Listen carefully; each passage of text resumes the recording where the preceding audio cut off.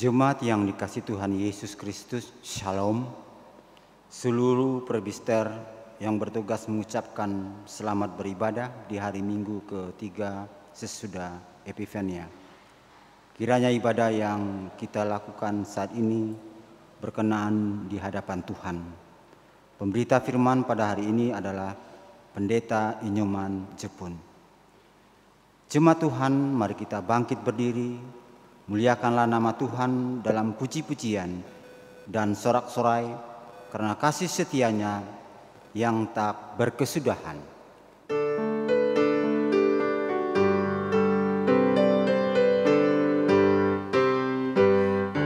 Ya Tuhan kami puji nama-Mu besar, ya Bapa makhlukmu menyanyi bergema.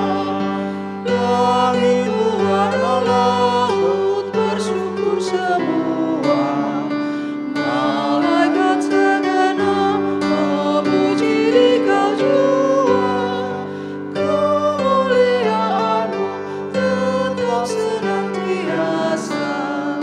Kudus, kudus, kuduslah Tuhan Maha Kuasa.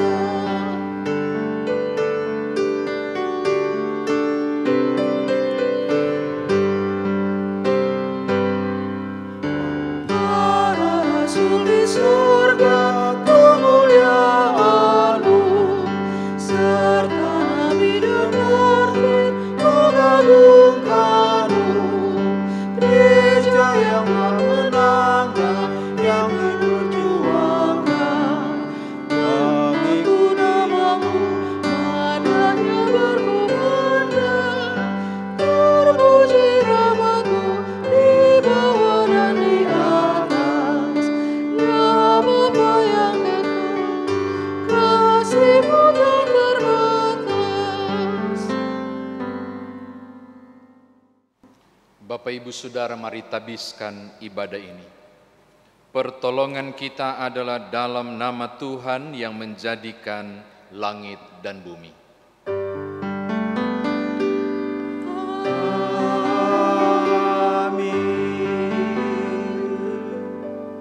Mintalah maka akan diberikan kepadamu, carilah maka kamu akan mendapat, ketoklah maka pintu akan dibukakan bagimu. Demikian nats pembimbing Matius pasal 7 ayat 7. Terimalah salam. Kasih karunia dan damai sejahtera dari Allah Bapa kita dan Kristus Yesus Juru Selamat menyertai kamu. Dan menyertaimu juga.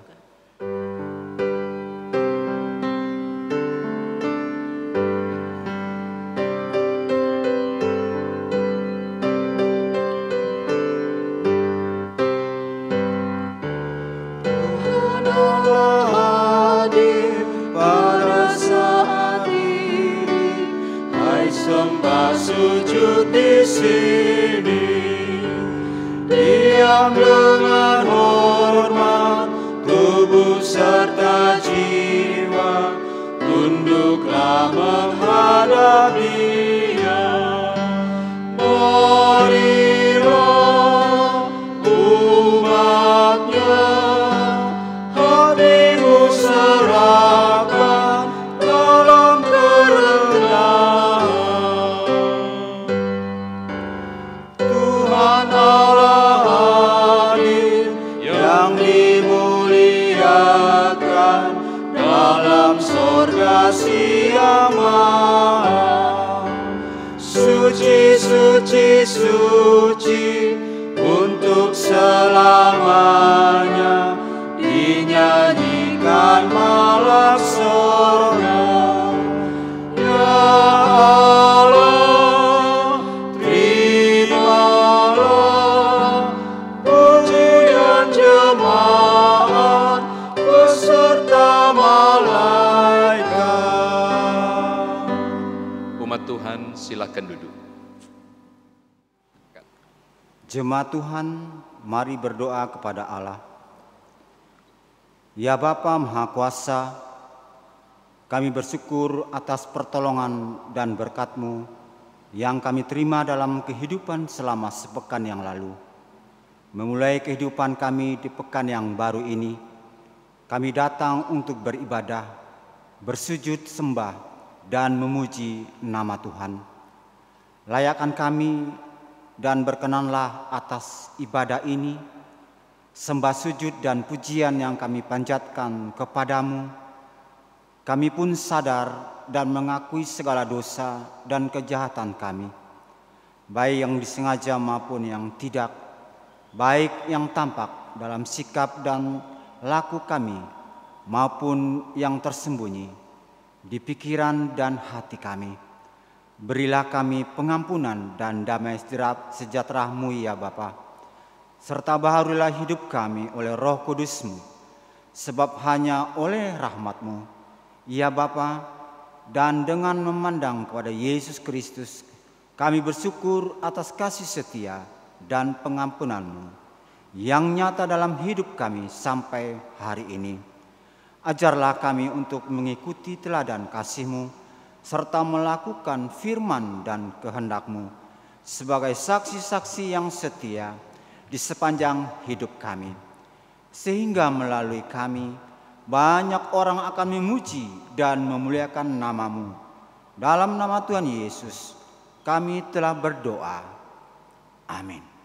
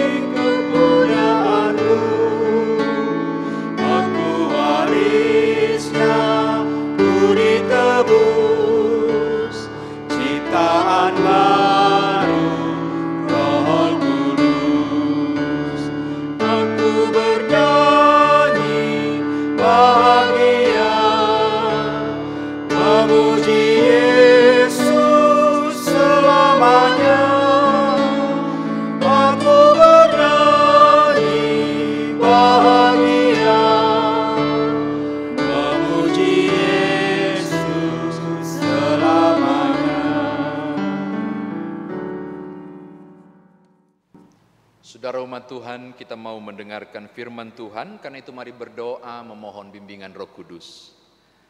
Ya Bapa dalam Kristus Yesus Juru Selamat kami, firman Tuhan sebentar akan kami baca dari Alkitab lalu merenungkannya. Dengan penuh kerendahan, kami mohon anugerahkan hikmat dan pengetahuan untuk memahami kekayaan firman Tuhan ini. Lalu kemudian Roh Kudus kiranya berkenan menolong dan mendorong kami untuk mampu mengerjakannya. Demi Tuhan Yesus Juru Selamat, firman yang telah menjadi manusia, kami berdoa. Amin. Umat Tuhan, mari berdiri untuk mendengarkan firman Tuhan yang dibaca dari Alkitab. Haleluya.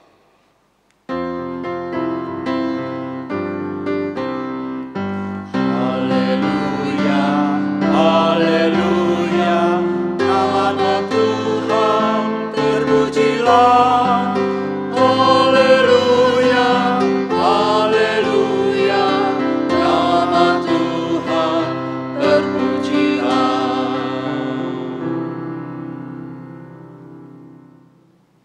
Pembacaan Alkitab hari ini dibacakan dari Injil Matius pasal yang ke-8, ayat yang pertama hingga ayat yang keempat, yang menyatakan,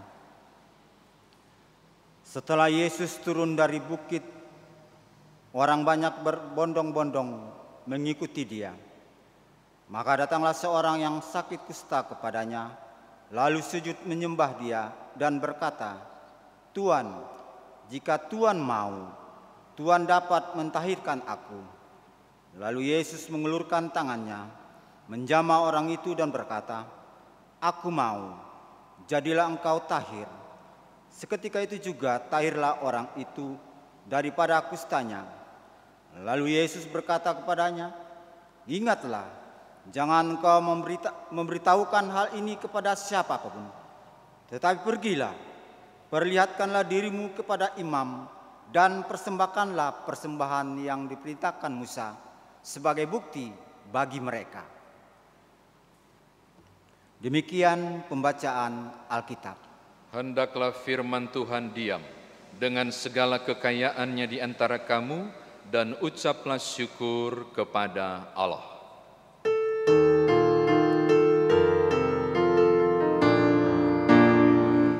Kepadamu puji-pujian, pada syukur dan segala kemuliaan, ya Bapa, Putra, Roh Kudus, sampai kekal selama-lamanya.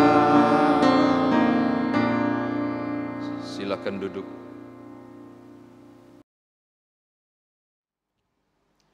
Shalom Bapak Ibu Saudara, saudara yang berada di rumah silakan jabat tangan kanan kiri bersama anggota keluarga dengan senyum katakan damai sejahtera bagimu.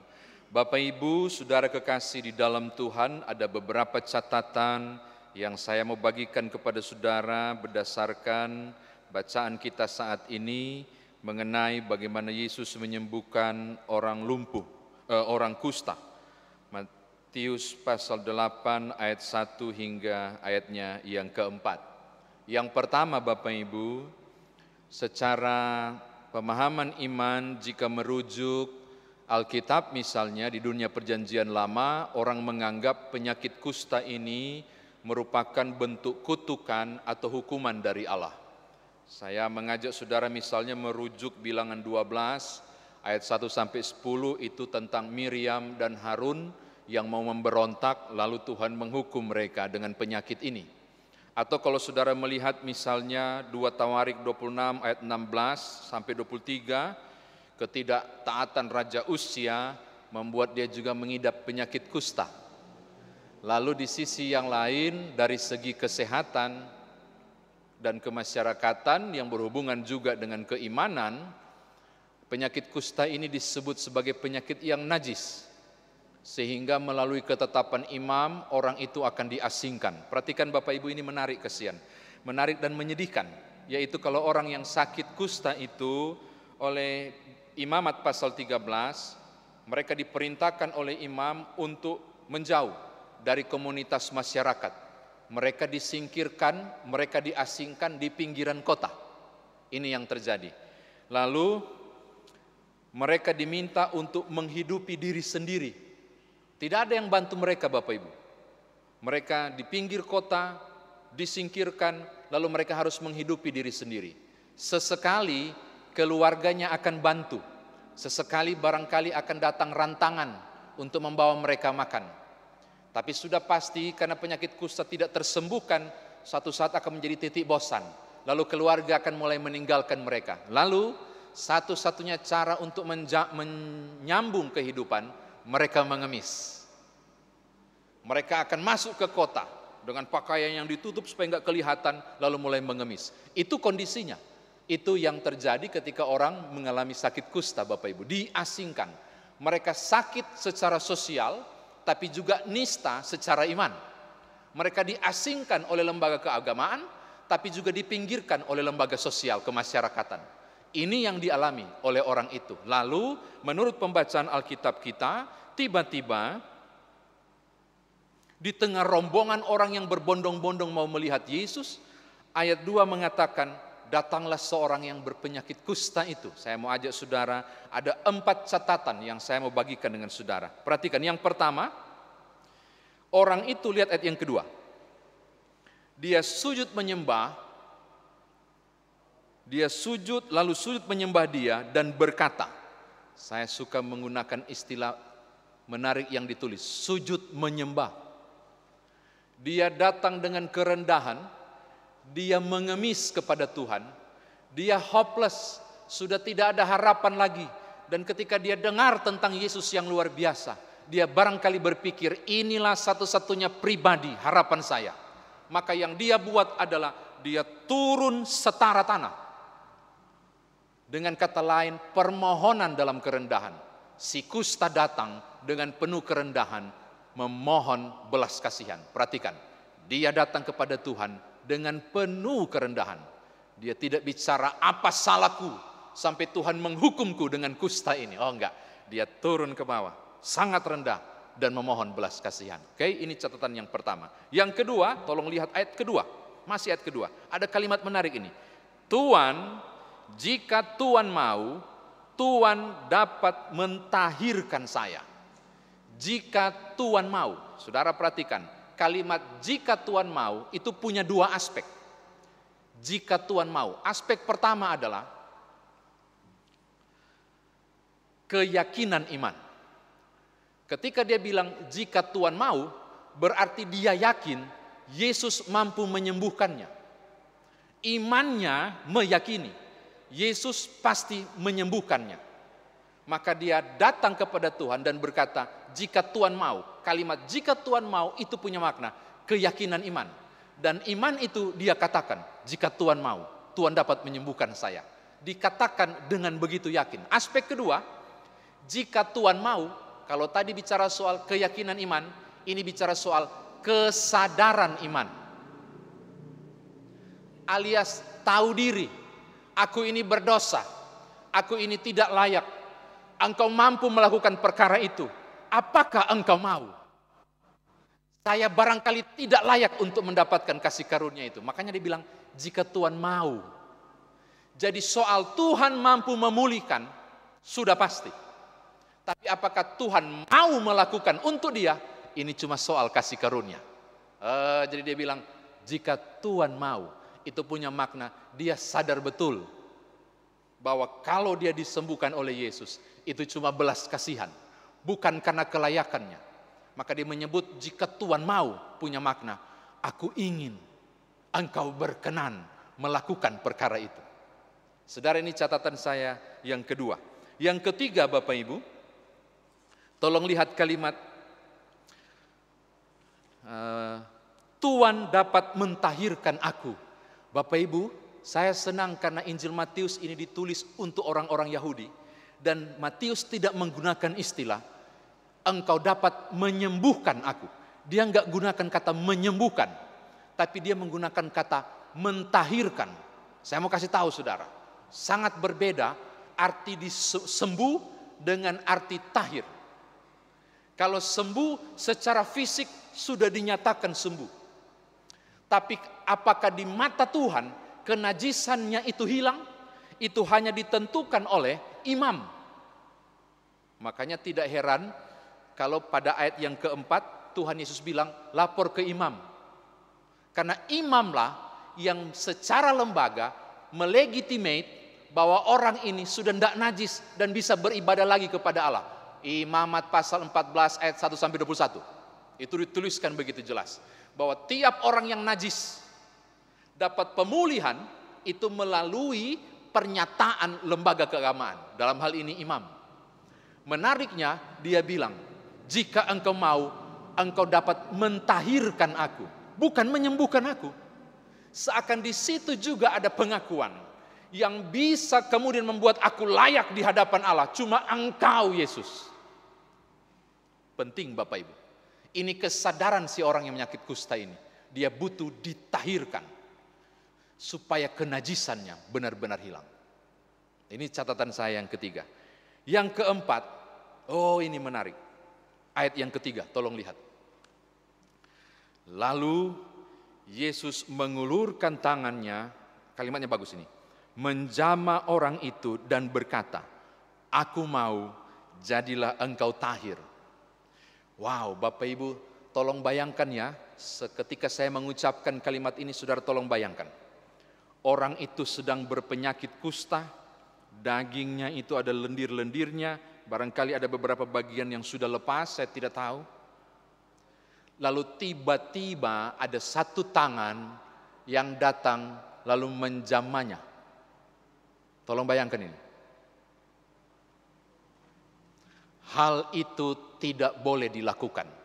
Menurut Imamat pasal 13 dan 14. Jika seorang menyentuh sesuatu yang najis, maka orang yang menyentuh itu pun menjadi najis.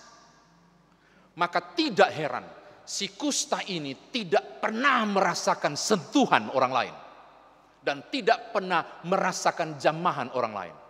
Dan Yesus menjamah seseorang yang belum pernah merasa dijamah. Terasing dia Bapak Ibu. Lalu Tuhan sentuh dan jamah dia. Seharusnya ini tidak boleh terjadi. Sebab bisa jadi orang yang menyentuh itu otomatis dapat najis yang sama.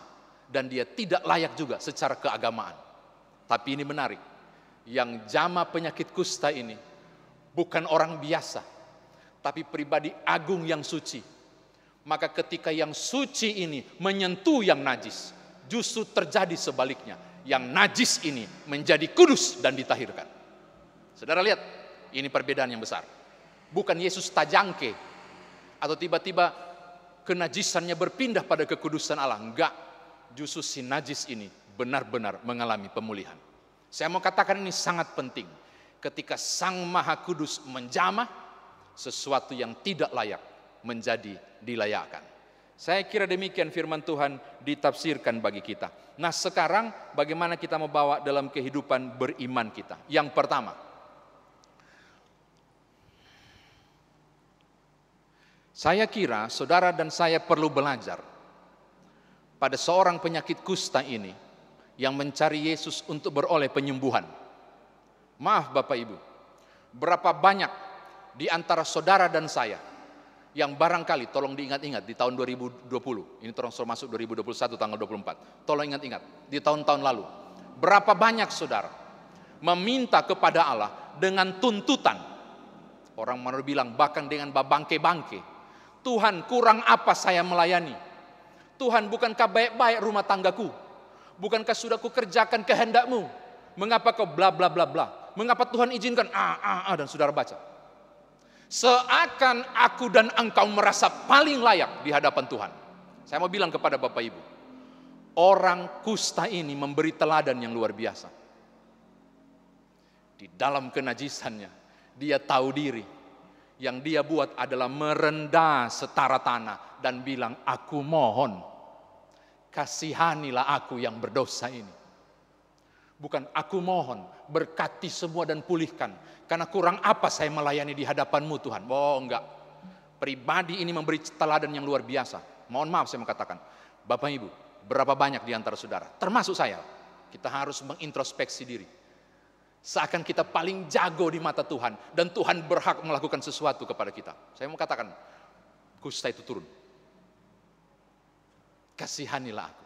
Ini hal yang pertama. Hal yang kedua Bapak Ibu, ini yang luar biasa lagi. Jika engkau mau, engkau dapat mentahirkan aku. Saya mau bilang kepada Bapak Ibu yang barangkali sedang mendengarkan firman Tuhan ini. Engkau yang barangkali sedang terpuruk dalam usaha pekerjaan atau apapun saat ini. Engkau yang sedang menangis di hadapan Tuhan tentang kehidupan rumah tangga, hubungan suami istri, masa depan anak-anak.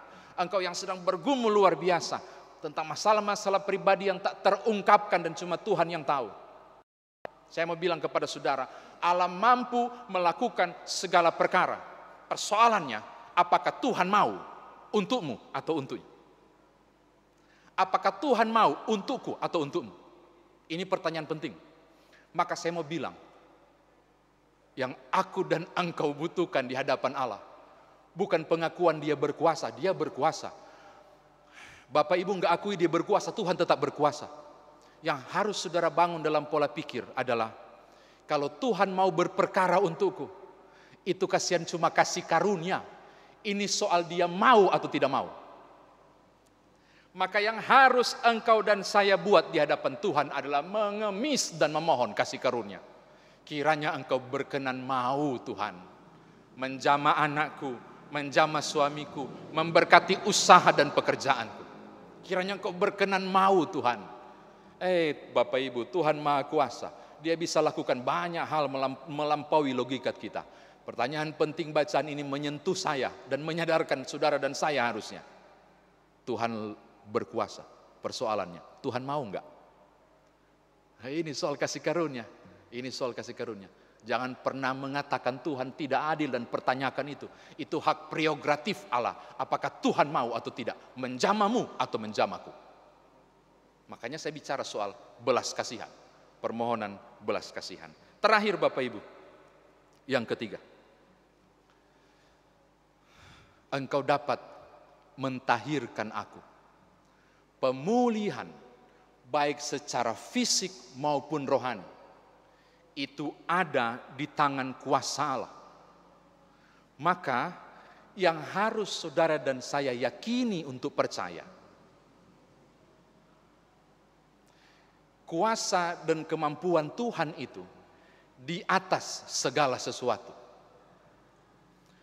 Untuk saudara yang saat ini sedang bergumul dengan sakit, yang menyatakan sembuh adalah para medis dan dokter, suatu lembaga, ya toh? Lembaga kesehatan. Yang meresepkan obat itu adalah para medis. Tapi saya mau kasih tahu, ada dokter di atas segala dokter, yang ternyata bukan hanya penyakit fisik yang dipulihkan, tapi yang rohani pun, yang najis pun kembali ditahirkan. Hal ketiga ini mau bilang begini kepada saudara. Engkau mengupayakan berbagai hal lewat fasilitas yang Tuhan sediakan. Tenaga medis, rekan kerja saudara, teman bisnis, fasilitas untuk sekolah dan pendidikan. Tapi titik tumpuan utama kita ada pada Yesus Kristus yang menyatakannya. Supaya ketika kita mengalami pemulihan atau kesuksesan, capaian masa depan, kita tidak memuji orang-orang atau lembaga lain, tapi kita mengagungkan dan memuliakan Tuhan. Sebab di wilayah fisik dan rohani sekalipun Tuhan berkuasa. Karena itu saya mau tutup.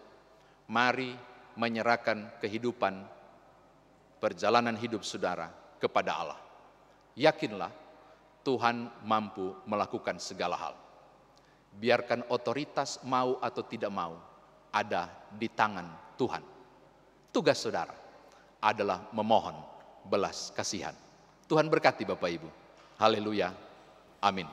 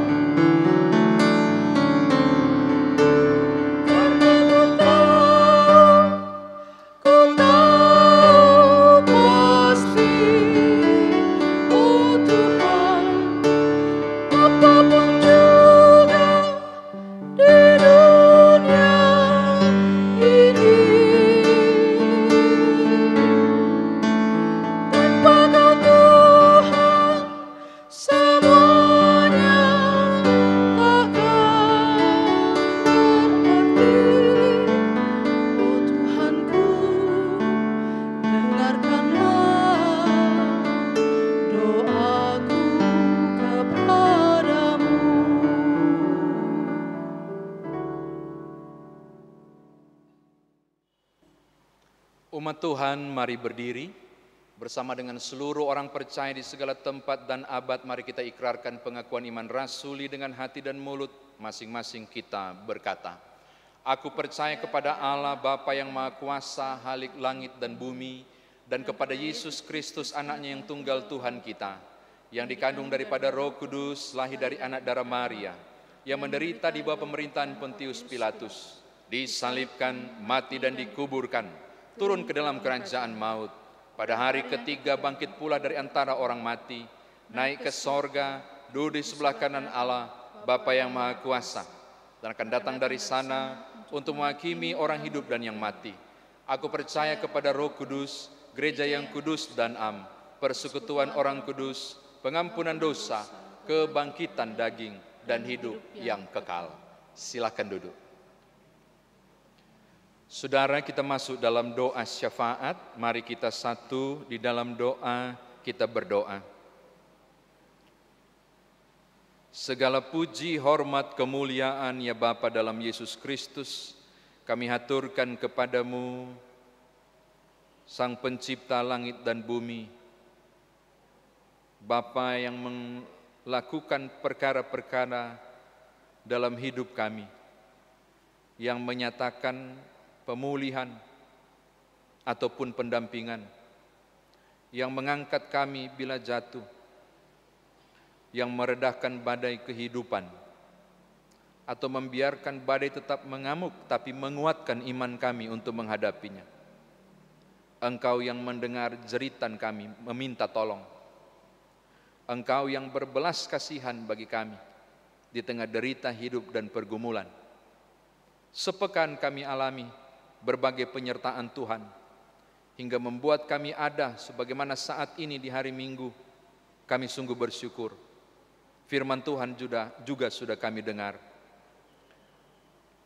Siapakah kami yang memberanikan diri merasa seakan kami layak meminta apapun, dan Tuhan punya kewajiban untuk menjawab dan mendengar doa kami. Ampuni kami Bapa, jika kami punya pemikiran seperti itu yang keliru.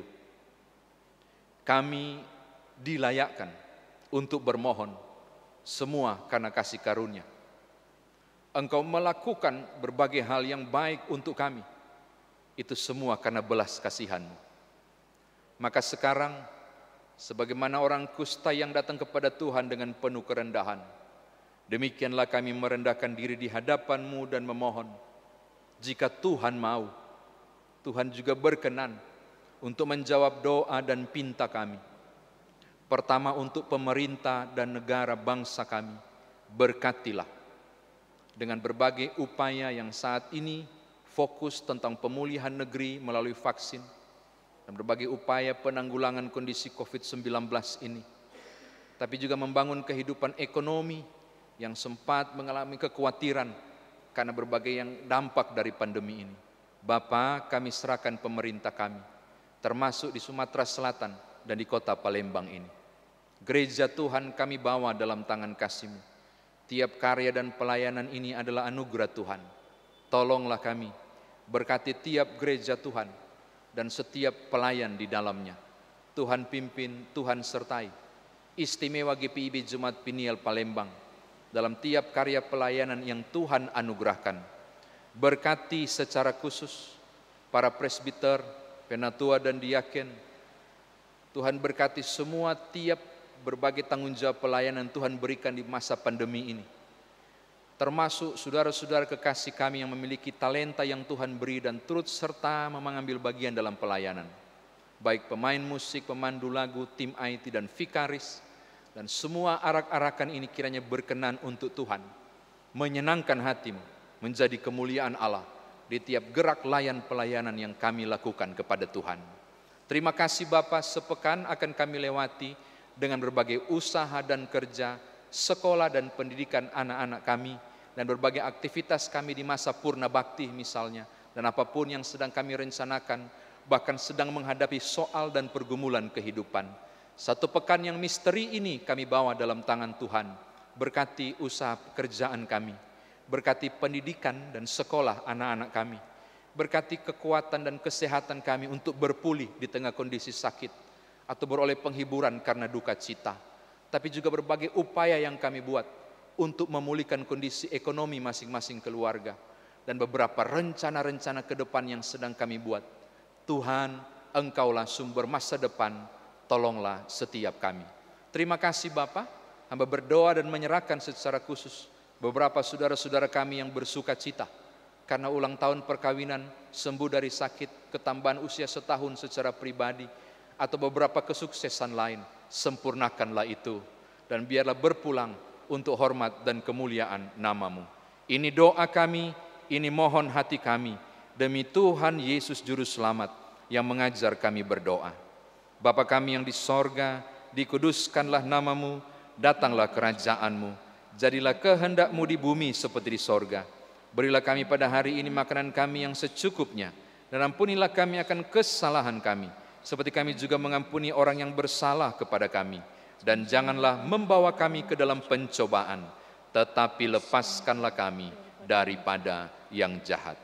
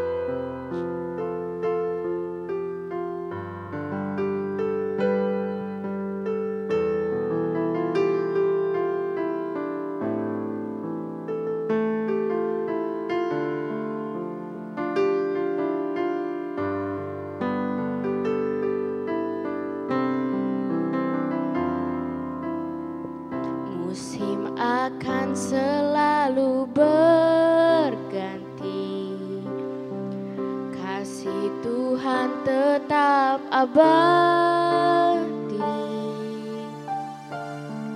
tak akan berubah sampai selamanya. Ku tetap percaya.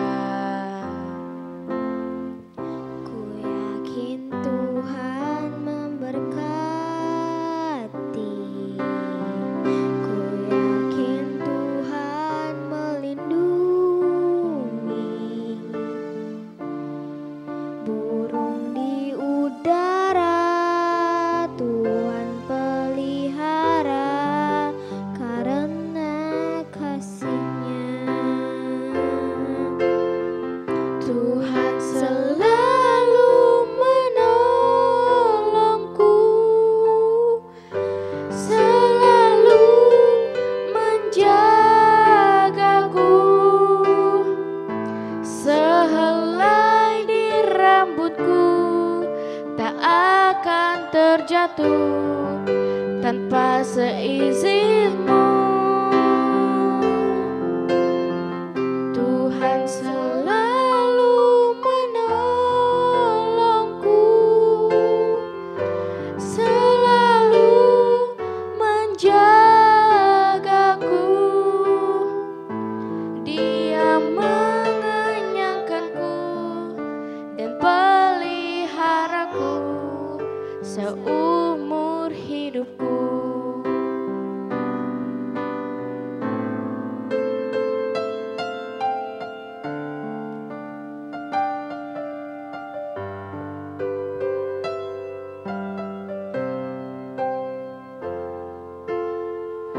Musim akan selalu berganti,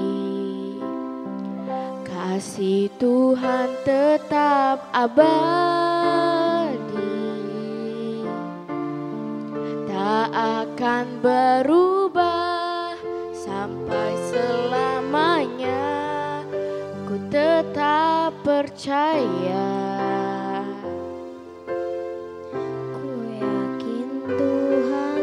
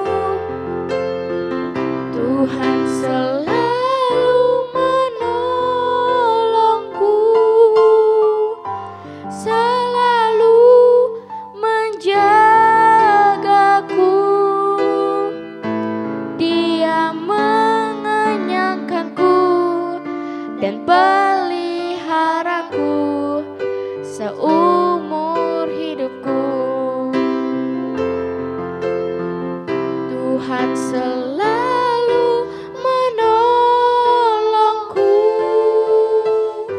selalu menjagaku. Sehelai di rambutku tak akan terjatuh tanpa seizinmu. Tuhan selalu menolongku,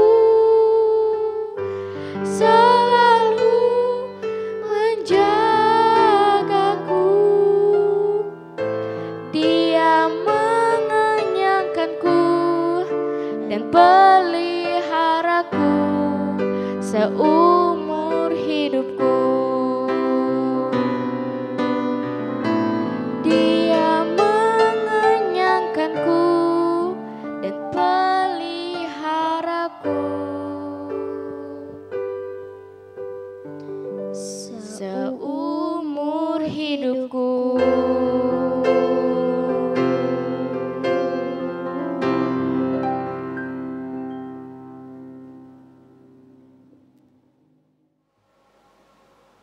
Marilah kita memberi persembahan kepada Tuhan dengan hati, mulut, dan tangan kita. Sebagaimana tertulis dalam kitab 2 Korintus 8:12, firman Tuhan berkata, "Sebab jika kamu rela untuk memberi, maka pemberianmu akan diterima. Kalau pemberianmu itu berdasarkan apa yang tidak ada padamu." Demikian firman Tuhan. Tuhan Yesus memberkati kita dan persembahan kita.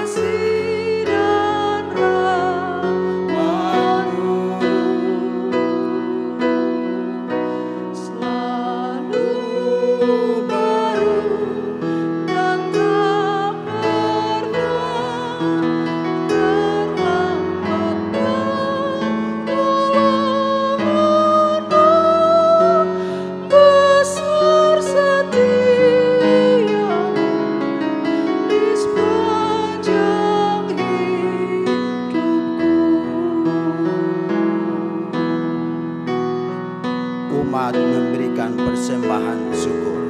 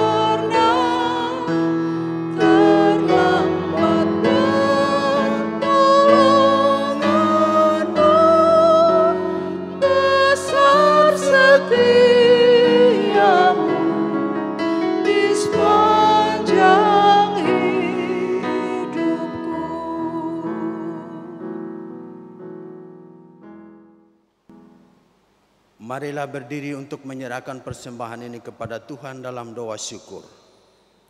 Ya Tuhan Allah kami bersyukur kepadamu dan memuji namamu yang agung itu. Sebab siapakah kami sehingga mampu memberi persembahan sukarela ini? Sebab daripadamu segala-galanya dan dari tanganmu sendiri persembahan yang kami berikan kepadamu. Amin. Ringkasan Warta Jemaat. Segenap presbiter bertugas mengucapkan terima kasih kepada seluruh warga jemaat yang telah mengikuti rangkaian ibadah hari Minggu ketiga sesudah Epifani 24 Januari 2021 di rumah masing-masing. Kami akan membacakan rangkaian warta jemaat dalam pekan ini yang antara lain: 1. Cuti tahunan TA 2020-2021. Disampaikan kepada Jemaat GBB Pniel Palembang bahwa Bapak Pendeta Inyo Manjepun MTH akan menjalani cuti tahap 2 hitung tanggal 28 Januari sampai dengan Februari 2021. Demikian untuk diketahui. 2. Persembahan. Bagi Bapak Ibu yang sudah memberikan persembahan, maka persembahan yang telah dikumpulkan dapat diantar langsung ke kantor majelis jemaat atau melalui nomor rekening GPIB Pniel Palembang. Ibadah selanjutnya tetap dilakukan di rumah masing-masing. 3. Ulang tahun. Majelis Jemaat GBB Pniel Palembang mengucapkan selamat ulang tahun dan selamat berbahagia kepada warga jemaat yang berulang tahun dalam pekan ini. Tuhan memberkati dan menyempurnakan kebahagiaan Bapak, Ibu, Saudara-saudari. Kami mengucapkan terima kasih kepada seluruh jemaat yang tetap menjalani protokol kesehatan sesuai arahan pemerintah, yaitu 3M. 1. Memakai masker. 2. Menjaga jarak. 3. Mencuci tangan dengan sabun dalam upaya memutuskan mata rantai penyebaran COVID-19. Demikian ringkasan warta jemaat minggu ini. Atas perhatiannya diucapkan terima kasih. Selamat hari Minggu. Tuhan Yesus memberkati kita. Umat Tuhan, mari berdiri sebagai tanda kesediaan kita mengerjakan firman Tuhan yang telah kita dengar.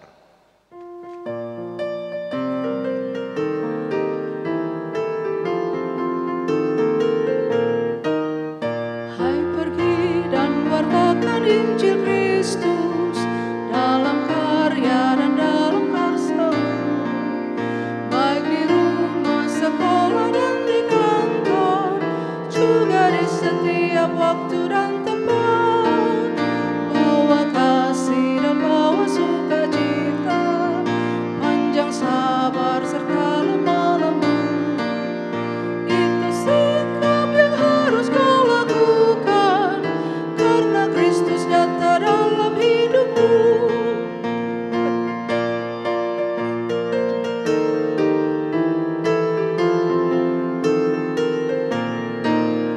Hai, pergi dan wartakan Injil Kristus dalam kata dan perbuatanmu, juga dalam segala tindakanmu.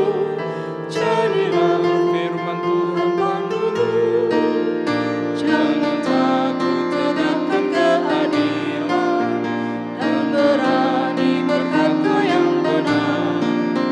Jangan bimbang dan jangan kau khawatir, Roh Kudus membimbing dan menolongmu. Saudara umat Tuhan, arahkanlah hati dan pikiranmu kepada Tuhan serta terimalah berkat-Nya.